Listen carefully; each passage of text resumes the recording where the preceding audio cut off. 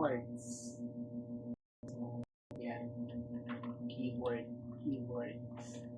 Yan. Tapos, alamin natin yung mga notes sa itong mga notes, yung white keys tsaka yung black keys. Ito yung middle C. Itong dalawang chord na to, ang mga notes na dyan is C, tapos itong tatlong chord na to, itong mga black keys, ang mga notes ay ano to?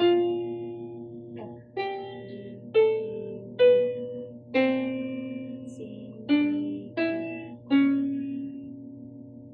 sharp, D sharp, F sharp, G sharp, A sharp. So, tapos, ano natin yung mga, yung mga notes.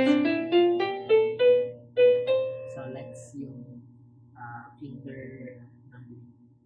Sa right hand, 1, 2, 3, 4, 5. Sa left, 1, 2, 3, 4, 5. Next, 1, 2, 3, 4, 5. 1, 2, 3, 4, 5. So, sa next yung lesson natin, finger exercise. Para sa finger exercise. Sa next na lesson natin. So, for now,